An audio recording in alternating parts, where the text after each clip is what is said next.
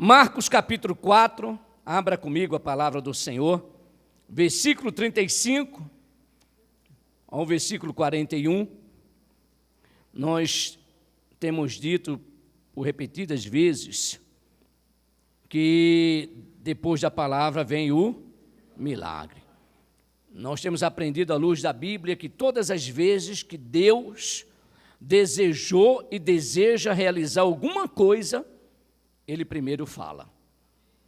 Não sei se isso já está sendo falado no seu coração. Se nós iremos ler a palavra, é porque Deus tem algo a ministrar na sua vida nessa noite, a fazer na sua vida nessa noite, a realizar na sua vida nesta noite. Marcos 4, 35 a 41. Naquele dia, sendo já tarde, disse-lhe Jesus: passemos para outra margem. E ele, despedindo a multidão, os levaram assim como estava, no barco, e outros barcos o seguiam. Ora, levantou-se grande temporal de vento, e as ondas se arremessavam contra o barco, de modo que o mesmo já estava a encher-se de água. E Jesus estava na popa, dormindo sobre o travesseiro. Eles os despertaram e lhe disseram: Mestre, não te importa que pereçamos? E ele, despertando, repreendeu o vento e disse ao mar: acalma-te, emudece. O vento se aquietou e se fez grande bonança. Então lhes disse: por que sois assim tímidos? Como é que não tendes fé? E eles, possuídos de grande temor, diziam uns aos outros: quem é este que até o vento e o mar lhe obedecem? Nós podemos ver à luz da Bíblia, e até pela nossa própria vida, que a tempestade ela é inerente ao ser humano. As lutas, as adversidades, os problemas são inerentes ao ser humano, faz parte da vida. Quem respira passa por lutas. Quem respira tem problemas, tem adversidades. E na vida desses apóstolos não foi diferente. Eles foram surpreendidos com essas tempestades, com essa tempestade que nos ensina que muitas tempestades elas são inevitáveis na nossa vida. Não tem como a gente evitar. Elas também são imprevisíveis na nossa vida. Muitas vezes nós somos surpreendidos com tempestades. Nós planejamos, arrumamos a nossa vida direitinho, pelo menos deveria ser assim. Procuramos ajustar a nossa vida, equilibrar a nossa vida, mas vem algo contrário, além da nossa capacidade, e nos surpreende com a tempestade. E foi isso que esses discípulos estavam vivendo neste momento. Homens experientes. Muitas vezes nós acreditamos que a nossa experiência, o nosso conhecimento secular em qualquer área da nossa vida nos garante sucesso, e não é bem verdade. Muitas vezes nós somos surpreendidos como eles foram surpreendidos, seja no casamento, seja na vida sentimental, seja na vida conjugal, seja na sua vida profissional, na sua vida física. Muitas vezes nós somos surpreendidos. E o que é que nós fazemos diante dessas tempestades que surgem contra nós? E eu gosto de pensar nesses momentos que, apesar da tempestade ela ser inevitável, imprevisível, inerente ao ser humano, ela não é inevitável a Deus, imprevisível a Deus e nem é inerente a Deus. Isso tem que trazer alguma alegria, alguma esperança, alguma paz para os nossos corações diante das adversidades. O que mais nós escutamos em gabinete são pessoas passando por lutas, por adversidades, e muitas delas surpreendidas por essas adversidades. E como a tempestade pode ser vencida nas nossas vidas? Olhando essa palavra de Deus, eu trouxe aqui 4 pilares que nós precisamos construir para vencermos as adversidades. É inevitável? É inevitável. Eu tenho como evitar todas as tempestades da minha vida? Não tenho como evitar. Mesmo que eu seja experiente, mesmo que eu seja bom naquilo que eu faço. Os pescadores, os discípulos, eram homens experientes. Eu diria que o mar era a segunda casa deles. Eu diria que o mar era o lugar que eles mais tinham intimidade. O mar era o lugar que eles mais viviam. Mas mesmo assim, eles foram surpreendidos, e a Bíblia fala com um grande temporal de vento, e as ondas se arremessavam contra o barco, de modo que o mesmo já estava encher de água. Ou seja, o propósito de uma tempestade é trazer naufrágio. E eu quero falar tempestade como luta, como adversidade, e eu quero falar naufrágio como uma vida vencida, derrotada, envergonhada, humilhada, sofredora, por causa da tempestade. E hoje nós podemos ver que não só o Brasil, ele está vivendo esses ventos, essas tempestades, e que mesmo ela sendo inevitável, imprevisível, nós podemos vencer as tempestades. À luz da palavra, eu e você, nós podemos vencer toda a tempestade. Quem é que não vive com problemas? Quem é que não tem problemas? Quem é que não passa por aflições? O próprio Senhor nos preparou a nossa alma para que nós preparássemos o nosso espírito quando viesse a tempestade. Ele disse: nesse mundo você vai passar por aflições, mas tenha de bom ânimo que eu venci o mundo. Tenha coragem, tenha vontade, tenha disposição. E aqui nós iremos aprender como nós podemos vencer qualquer tipo de tempestade, qualquer tipo de adversidade, de luta, de problemas.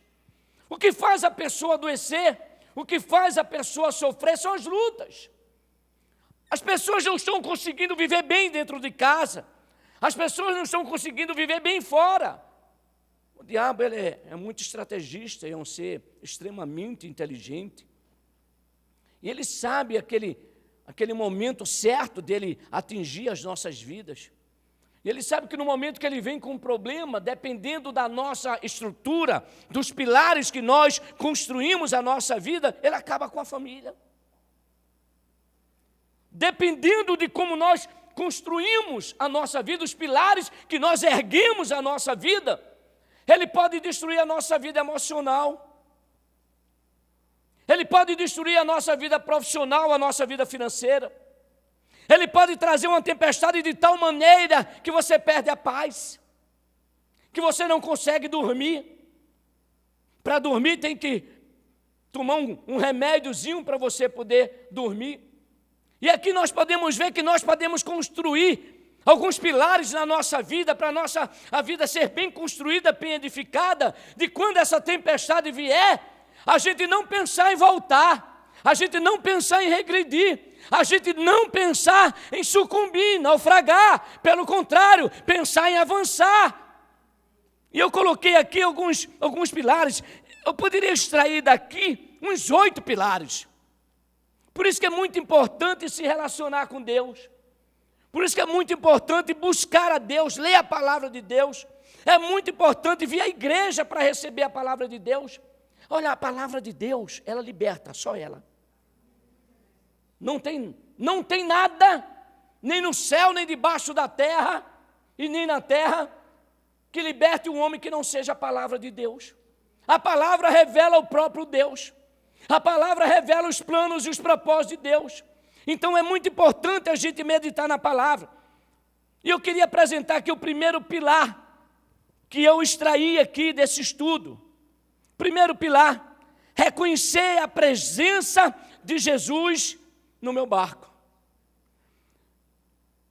Tem alguns textos correlacionados em Mateus e Lucas que também fala da mesma situação.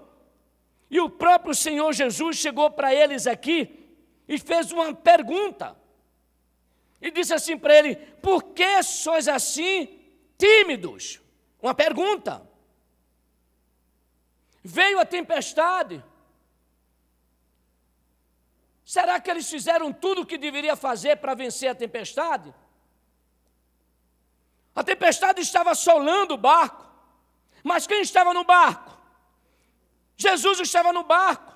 Então, muitas vezes nós temos Jesus, mas não reconhecemos a presença dele na nossa vida. Muitas vezes nós temos Jesus na nossa família e não reconhecemos a presença dele. Então o importante não é só ter Jesus na sua vida, não é só ter Jesus no seu barco, é reconhecer que ele está ali. Os discípulos de Jesus viram que Jesus estava lá, eles mesmos conduziram Jesus. Quando Jesus falou para ele, passem para a outra margem, o versículo 36 diz que foram eles que chegaram e disseram para a multidão, olha, gente, vai embora, porque existe um outro plano, um outro propósito de Jesus, e nós precisamos levar ele para o outro lado. Foram eles mesmos que conduziram Jesus. E Jesus estava onde? Num barco. E diante da tempestade, Jesus estava o quê? Dormindo. Será que Jesus não sabia que os seus discípulos, ou ele, aquele barco, iria passar pelaquela tempestade? Gente, Jesus era Deus, ou Jesus é Deus. Será que ele não sabia? Algo tem que despertar na nossa mente e fazer a gente pensar como é que alguém pode descansar diante de uma tempestade, de um temporal, ou melhor, o texto fala como é que alguém pode descansar, como é que alguém pode dormir diante de um grande temporal de vento e de ondas. Como alguém pode dormir? Será que você não tem que fazer a gente pensar? Esses discípulos tinham que ser despertados nesse momento. Nós temos duas opções: questionar Deus ou seguir Deus. Duvidar de Deus ou seguir Deus. Os discípulos, no primeiro momento, o que foi que eles fizeram? Questionaram Deus. Questionaram Jesus Cristo. Diante da adversidade, o que foi que eles fizeram? Mestre. Foram lá, Jesus descansando, dormindo. Por que Jesus estava descansando e dormindo? Porque ele tinha certeza que a tempestade não ia sucumbir ele. Ele tinha certeza que aquela adversidade não ia vencer ele. Ele tinha certeza que aquela luta, aqueles problemas não iam vencer a ele. Por isso que ele estava descansando. A tempestade, o problema, a luta, a adversidade chega até onde Deus quer que chegue. Ela não vai além do que Deus permite na nossa vida.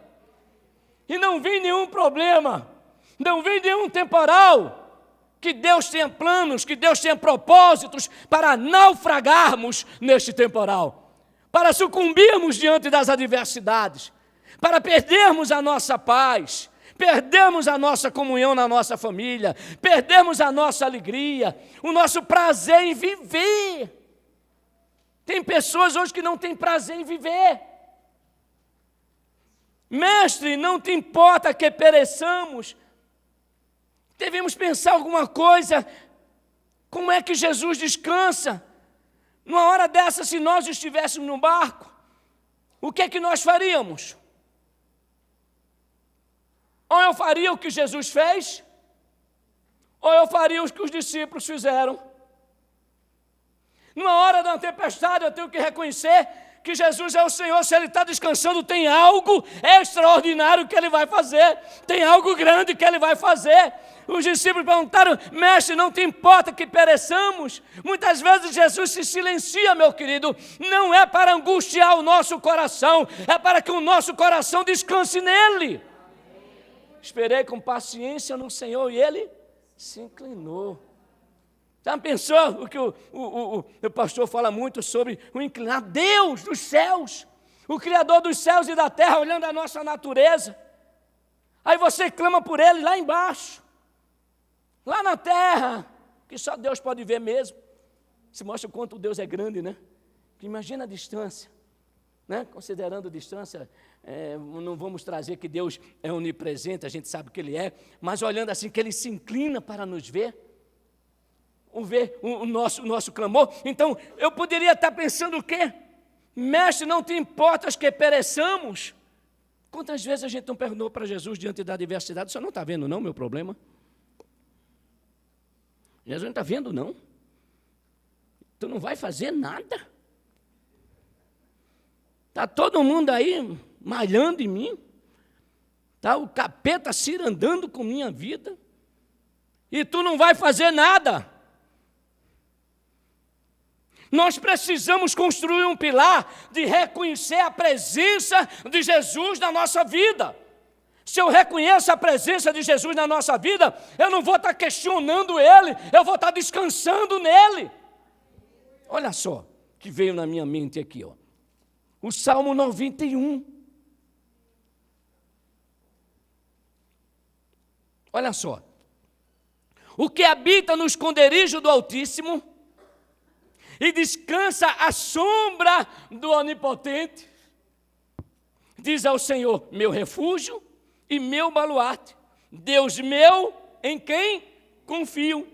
Pois Ele te livrará do laço do passarinheiro e da peste perniciosa. Ou seja, quem Deus livra do laço do passarinheiro e da peste perniciosa? Aquele que habita no esconderijo do Altíssimo, aquele que descansa à sombra do Onipotente, aquele que diz ao Senhor, Ele é meu refúgio, meu baluarte, Deus meu, em quem eu confio. Aquele que faz isso, ele descansa diante da adversidade. Jesus era carne. Jesus não estava ali ressuscitado não, gente, ele é igual a mim e você. Nesta época, ele tinha o mesmo corpo que nós temos, não tinha um corpo glorificado não. E ele descansou, porque ele sabia quem era o seu Deus. Ele sabia que ele estava ali na terra com um propósito. Ele sabia que enquanto não cumprisse o propósito de Deus, não tinha tempestade que sucumbisse à vida dele. Não poderia ter. Mas o Salmo 91 continua dizendo, não te assustarás do terror noturno. Por que as pessoas se assustam do terror noturno? Porque não faz do Senhor o seu esconderijo. Porque não habita no esconderijo do Altíssimo. Nós precisamos estar atentos às coisas de Jesus Cristo na nossa vida. Nós precisamos prestar atenção a Deus, nós precisamos prestar atenção à palavra de Deus, para que nenhum pensamento contrário, ira, discórdia, ressentimento, mágoa, raiva, insônia, seja qual for a causa, na verdade, os efeitos dos seus problemas, não venha sucumbir à sua vida. Os discípulos ficaram preocupados porque Jesus estava descansando. E questionaram Jesus, ei, troca o teu questionamento pela confiança. Troca o teu questionamento pela dependência. Espera em Deus, confia nele, presta atenção, aprende com ele. Ah, meu querido, com a experiência hoje, um pouquinho, né, que a gente tem, se nós estivéssemos nesse barco, nós estaríamos fazendo o que Jesus fez. Versículo 36, eles despedindo a multidão, levaram assim como estava. Assim como os discípulos, quando esquecemos quem habita em nós, quem está conosco, vem o medo e com ele perdemos o poder de raciocinar. Todas as vezes que nós esquecemos quem está na nossa vida, quem habita em nós perdemos o poder da razão. Os problemas tomam conta da nossa vida. E nós perdemos o poder de pensar. Se eu perco o poder de pensar, o poder da razão, logo eu vou perder o poder de agir corretamente. E passamos a questionar Deus. O segundo pilar que eu construí, o primeiro pilar é esse. Não adianta eu ser crente. Eu preciso reconhecer que Jesus habita em mim. Eu preciso reconhecer que na minha vida não acontece nada por acidente, não. Nenhum problema pega Jesus desprevenido. Jesus estava resolvendo o problema do pastor Talismã e de repente ele não viu o problema, o diabo assolando a vida do Clênio. Isso não acontece. O nosso Deus é um Deus onipotente, é um Deus onipresente. Então eu preciso reconhecer a presença de Jesus no meu barco. Segundo pilar, Eu preciso conhecer os propósitos de Deus. Está tendo uma tempestade na minha vida? Tem propósito divino. Está tendo problema na minha vida? Deus tem propósito. Deus tem plano. A não ser que minha vida esteja à parte de Deus, à margem de Deus. A não ser que minha vida, eu não tenha Jesus Cristo no meu barco. Se eu não tiver Jesus Cristo no meu barco, não existe propósito divino. Mas se Jesus Cristo está na minha vida, se Ele é o Senhor da minha vida, eu reconheço que Ele é o Senhor, eu reconheço que não existe Deus como nosso Deus, então todos os problemas que vier na minha vida, eu preciso reconstruir ou construir o pilar de saber que Deus tem plano nisso, Deus tem propósito nisso, Deus tem um projeto nesse negócio. Qual era o projeto de Deus? Passemos para o outro lado. Deus tinha um propósito, era chegar até o outro lado. Ei, sabe o que é que Deus está dizendo? Que você vai chegar aonde Ele planejou. Se você reconhecer Ele no seu barco, você vai chegar aonde Ele planejou, nos propósitos dele. Jesus tinha propósito para os discípulos. Cataloguei aqui 2 propósitos de Jesus. Primeiro, ensinando os seus discípulos a sair do campo do discurso para o campo do agir, do campo da teoria para o campo da prática. Por que isso? Porque se você olhar nos 3 evangelhos de Mateus, Marcos e Lucas, que traz esse relato, você vai ver que Jesus, com esses discípulos, curou pessoas. Jesus, até nesse próprio capítulo 4, aqui de Marcos, você vai ver Jesus ensinando a multidão, quando ele estava aqui no barco, ele estava ensinando a multidão e falou várias parábolas. Se você olhar aqui, você vai ver a parábola do semeador, você vai ver a explicação dessa parábola, a da candeia, e por aí vai. Jesus estava ensinando os discípulos. Então, é agora a hora da quê? A hora prática. Jesus queria que eles aprendessem com aquela tempestade. Ao invés de reclamar, de murmurar, de questionar Deus, Jesus queria que eles aprendessem com aquela tempestade. Jesus queria que eles entendessem que Jesus estava ensinando algo para eles. Jesus queria que eles saíssem de ouvir falar de Jesus para viver Jesus. Pastor, eu sou um homem bom. Olha só, a Bíblia traz a história de um homem que eu não vi Jesus falar isso, Deus falar essas características, esses atributos dele para ninguém. Deus disse conversando lá, o Satanás quis fazer uma gracinha, aí Deus disse para ele: tu viu o meu servo Jó? Homem íntegro, reto, temente a mim e que se desvia do mal. Olha Jó, Deus permite que Jó passe por uma tempestade. No final, lá no capítulo 42, Jó chega para Deus e diz assim: Deus, eu te conhecia. Muitas vezes nós estamos vivendo o Jó do primeiro momento, quando Deus não quer que vivamos o Jó do primeiro momento, e sim o Jó do segundo momento, que teve experiência com Deus, que se relacionou com Deus, que falou com Deus, ele conversou com Deus. Um Jó que Deus falou com ele, do capítulo 38 em diante, você vê Deus falando com Jó. Várias e várias palavras Deus falando com Jó. Então, nós precisamos entender que quando a luta vem na minha vida, na sua vida, Deus tem um propósito, o propósito de ensinar para sairmos do campo da teoria para a prática. Ou seja, o que é que Jesus queria com essa tempestade, com esses discípulos? Que eles se levantassem e repreendessem, e mandasse o vento se calar e o mar se aquietar. Pastor, a gente pode fazer isso? Claro que pode. Nós iremos ver um pouquinho mais na frente, mas quantas e quantas vezes, eu já testemunhei aqui, quantas e quantas vezes, eu estou no avião e lá o abençoado anuncia que vai passar por uma turbulência, e turbulência ninguém sabe o que vem e o que não vem, você está ali sentadinho numa cadeirinha, né, e o bicho balança, e lá em cima quando o negócio balança, só Jesus na causa, quando o negócio balança lá em cima, meu amigo, só Jesus. E eu me lembro dessa passagem todas as vezes que fala sobre a turbulência. Todas as vezes. Aí eu me lembro, Jesus, o Senhor mandou o vento se calar e o mar se aquietar. Senhor, agora eu mando, Senhor, dá ordem aos teus anjos agora para ir na frente e tirar toda a turbulência, Pai. Não deixa, meu querido, eu já contei isso. São várias e várias vezes que a luzinha acende e a luz apaga sem ter uma turbulência. Aí não, ele mudou de rota, não, ele mudaria antes, ele não precisaria colocar essa situação para os passageiros. Então, Jesus quer ensinar você.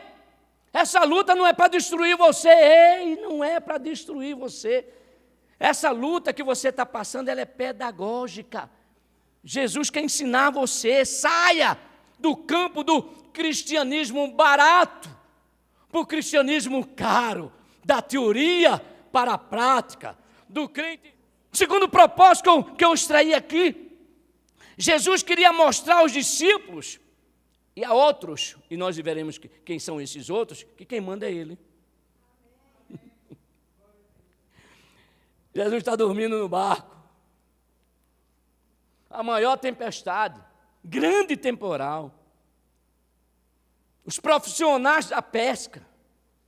Os profissionais, eu diria que são os marinheiros da época de Jesus. A marinha, aqui é a marinha que nós temos aqui.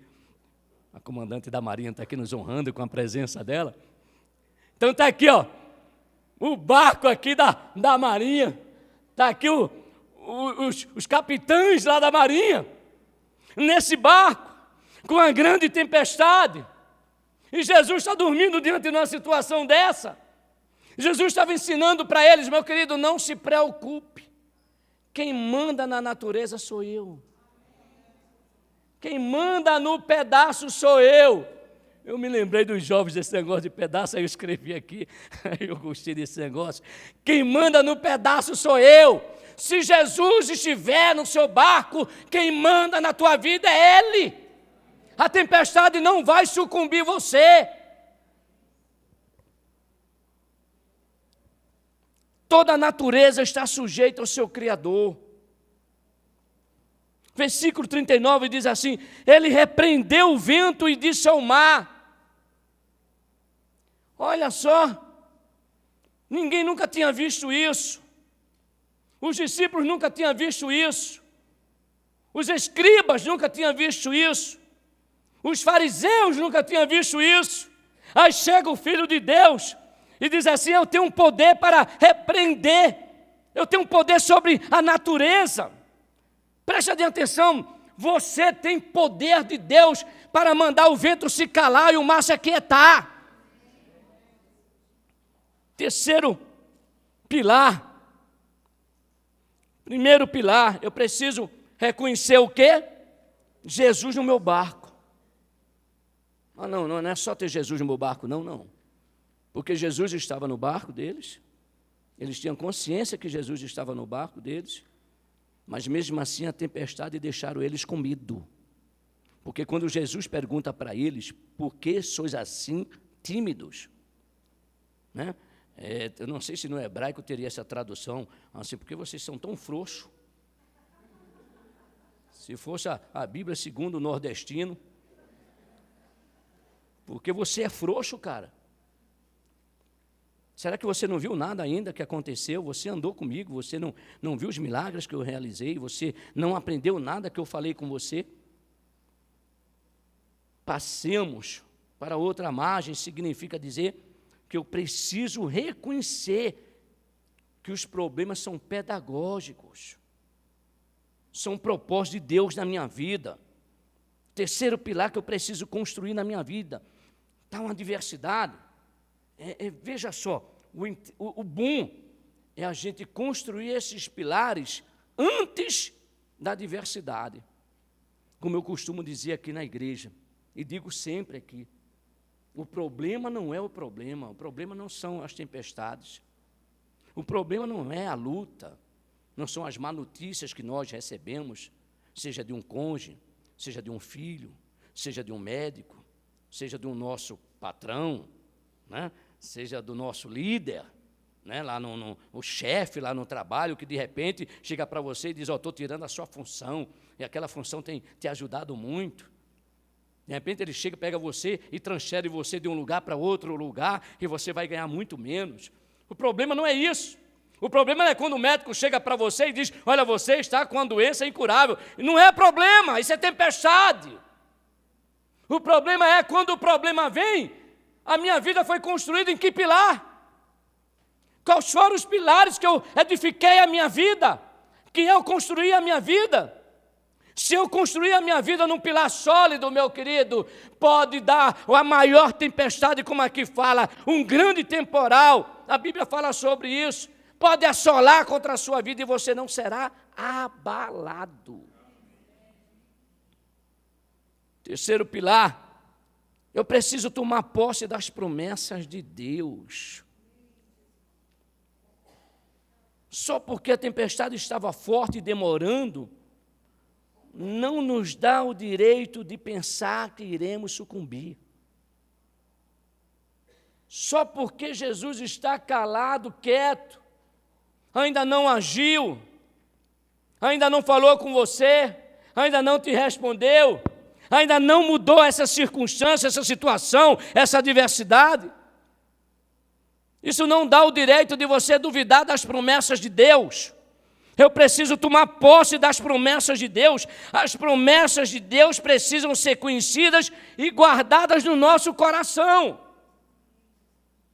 As promessas de Deus, muitas vezes, nós estamos na igreja, ouvimos uma palavra, até lemos a própria palavra, em si ela é muito poderosa, e Deus fala para a gente, através de uma palavra dessa, que Ele acalmou a tempestade com os discípulos, Ele quer acalmar a tempestade da nossa vida, e Ele nos deu poder para vencer as tempestades. Então, nós temos essa promessa, iremos sair daqui nesta noite com essa promessa. Então, eu não posso permitir que essa promessa saia da minha mente nem do meu coração. Eu tenho que guardar a promessa de Deus no meu coração. Caleb, em Josué, capítulo 14, versículo 7.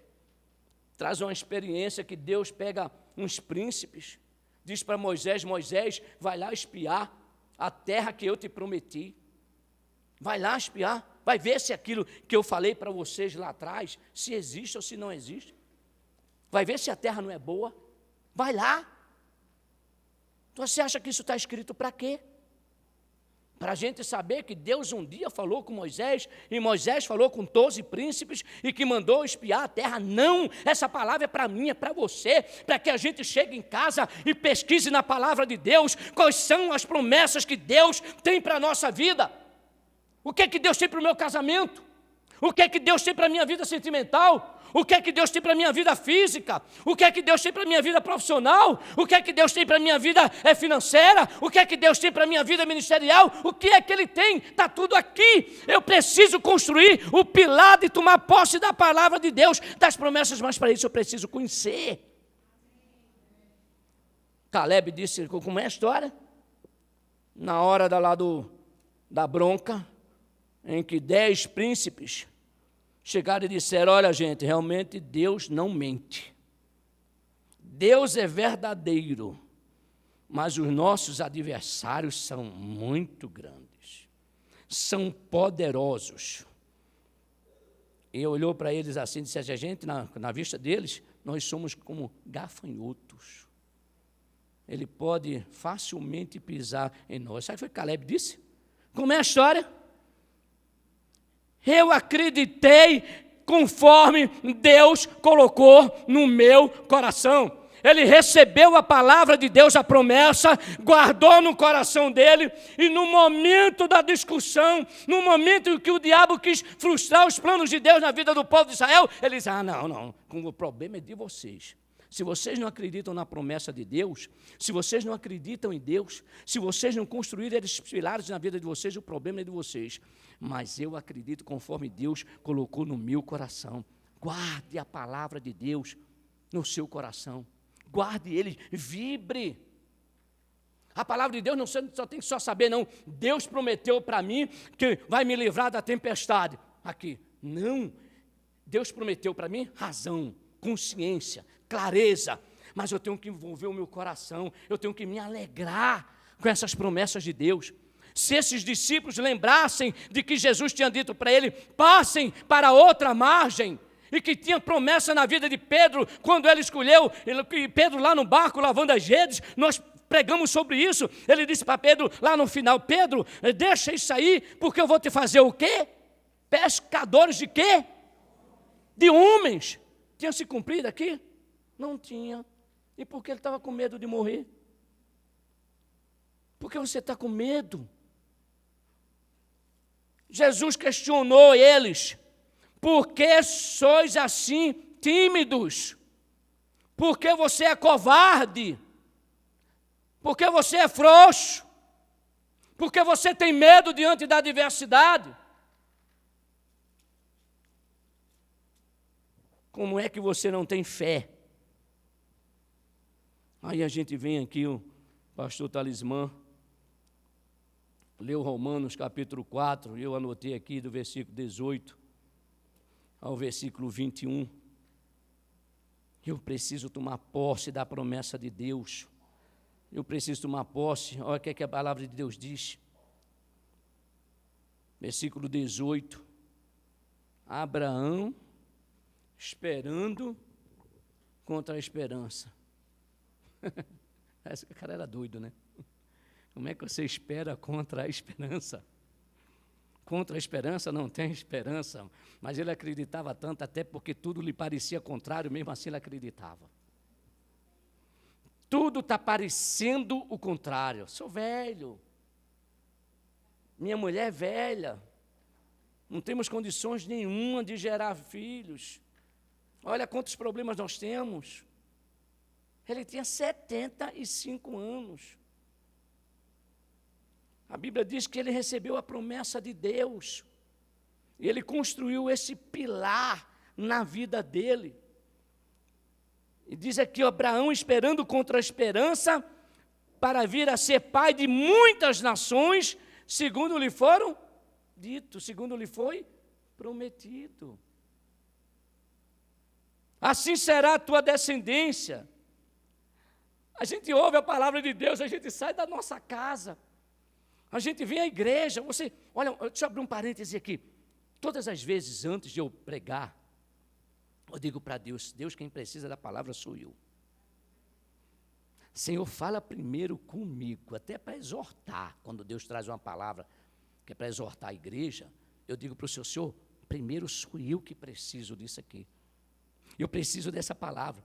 Aí aqui diz aqui, ó, e sem enfraquecer na fé. Que é o maior problema hoje do povo de Deus. Como são frágeis. Como enfraquece na fé rápido. É só estar uma chuvinha, nem um grande temporal, é só uma má noticiazinha, que já fica sem dormir, que já fica angustiado, preocupado. Olha aqui, gente, olha, esse pilar é fantástico. Esse pilar, se você entender esse pilar na sua vida, esses pilares, especialmente esse pilar na sua vida, não tem tempestade que vá fazer com que a sua vida, o seu barco venha naufragar. Não tem, não tem, é Deus que está falando aqui, não é Clênio, está escrito na palavra, eu só estou reproduzindo o que está escrito na palavra. E sem enfraquecer na fé, ou seja, crente pode enfraquecer na fé? Pode. Crente enfraquece na fé? Pode. Qual o crente que enfraquece na fé?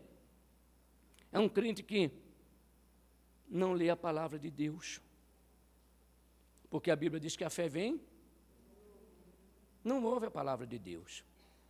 Aí quando vem um problema, aí ele fica lá depois perguntando para Jesus, tu não está vendo não que eu estou passando?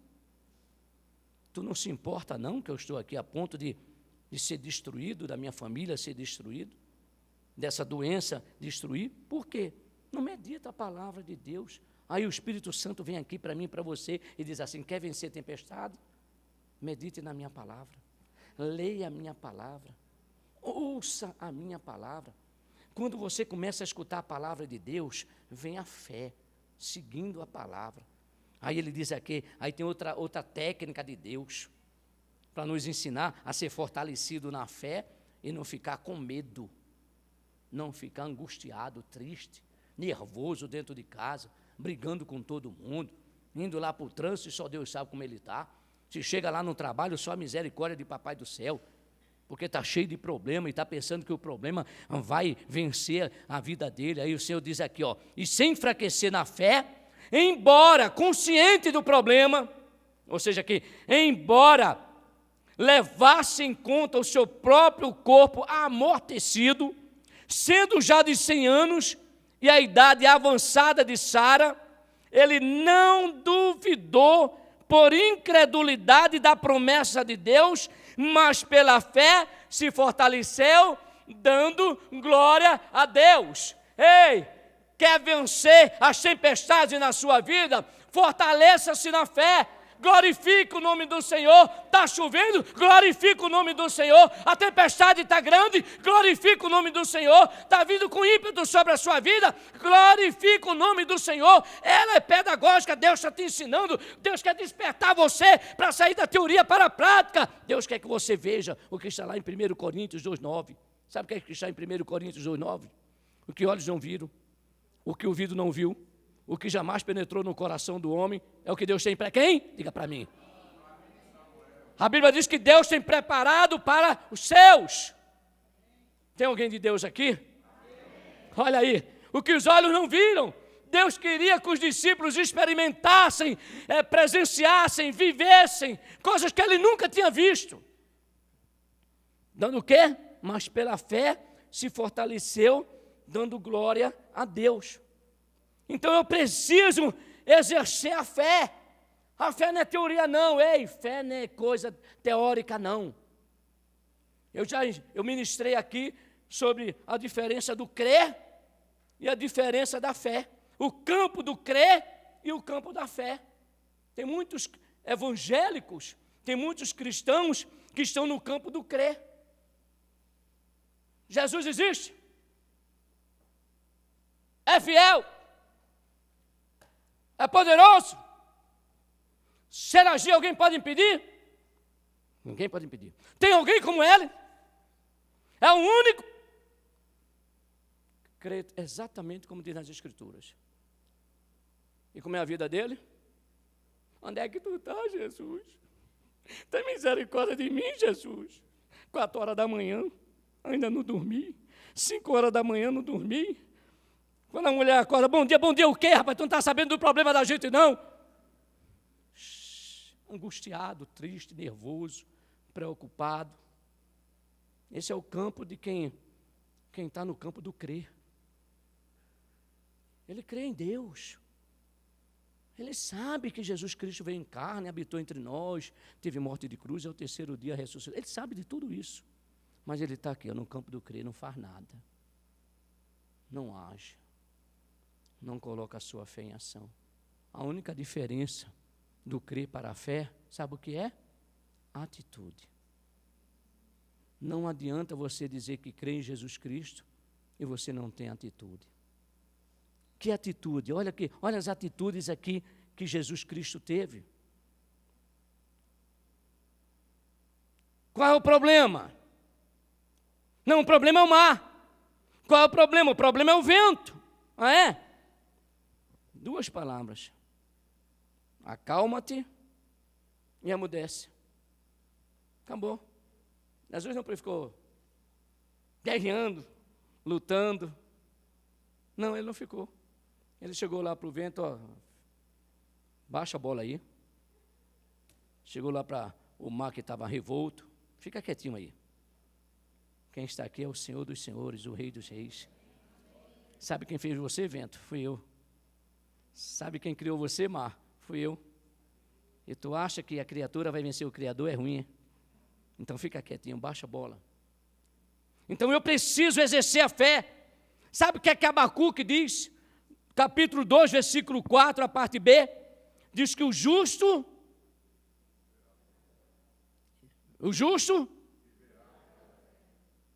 como todos que são justificados pelo sangue do Senhor Jesus, são justos. Aí diz Deus que diz assim, que aqueles que são de Deus que tem Jesus Cristo e reconhece Jesus Cristo na sua vida, ele é um justo. Amém? E como é que esse justo deve viver? Não é com dúvida, não? Não é com medo, não? Se o justo vai viver pela fé, então ele não pode ter medo. Pode ter medo? Não pode. Por que não pode ter medo? Porque se tivesse medo, Jesus não tinha questionado ele, porque vocês são covardes. Porque vocês são frouxos. Porque vocês estão pensando que vão sucumbir. Vocês não estão me vendo aqui, não? Vocês não têm consciência que eu habito aqui nesse barco, que eu sou o Senhor aqui? Hebreus capítulo 11. Eu preciso exercer a fé. Eu já estou encerrando. E eu preciso que você saia daqui nessa noite com o propósito de construir ou de restaurar esses pilares na sua vida. E não sair daqui pensando que as tempestades da vida vai naufragar a seu barco, a sua vida, a sua família. Hebreus 11, 1. A fé é certeza. Diga, a fé é certeza. Se tem dúvida, não tem fé. Se tem fé, não pode ter dúvida. Se eu tenho certeza que Jesus Cristo está no meu barco, se eu reconheço o Senhor dos Senhores na minha vida, se eu reconheço que Ele tem propósitos, se eu reconheço as promessas do Senhor na minha vida, se eu tenho fé, eu deito e logo pego no sono, porque só Tu, Senhor, me fazes repousar em segurança. Núbia tem esse versículo na ponta da língua, né, Núbia? Nós precisamos ter a palavra do Senhor guardada no nosso coração, na nossa mente, quantas e quantas vezes. Aí você diz, pastor, não tem problema.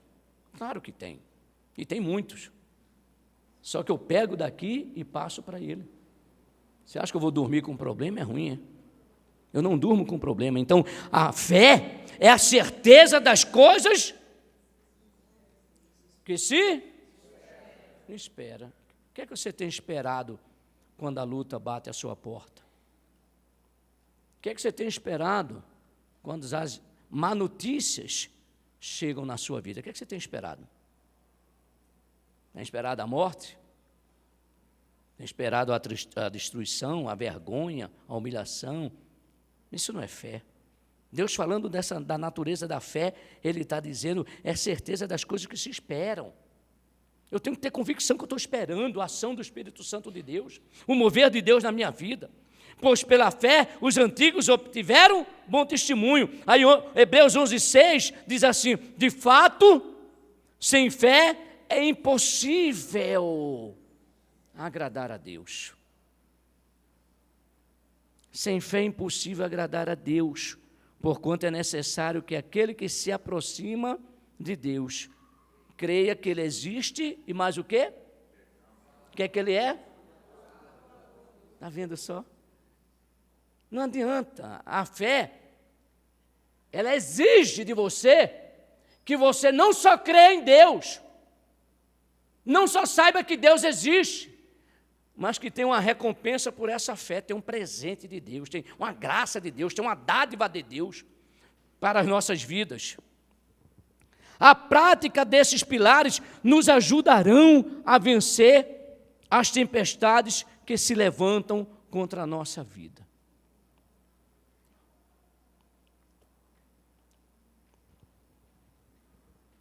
Então lhe disse, por que sois assim tímidos? Versículo 40. Por que é que não tendes fé? Jesus ficou surpreso com a atitude dos discípulos. Eu estou trazendo aqui um entendimento humano, porque Jesus era Deus, então ele já sabia que isso ia acontecer. Mas isso aqui surpreendeu. Como é que vocês viram eu curar, viram eu libertar? Vocês viram as maravilhas que eu já realizei e como é que vocês têm medo de uma tempestade, de uma grande tempestade quando eu estou no barco da sua vida? Como é que você não tem fé? Aí eles concluem, depois que Jesus opera esse sobrenatural. Quem é este que até o vento e o mar lhe obedecem? Sabe quem é ele? Isaías diz, 9:6, ele é maravilhoso, conselheiro, Deus forte, Pai da eternidade, príncipe da paz. E sabe o que é que eu digo? Ele é meu Senhor e Salvador da minha vida.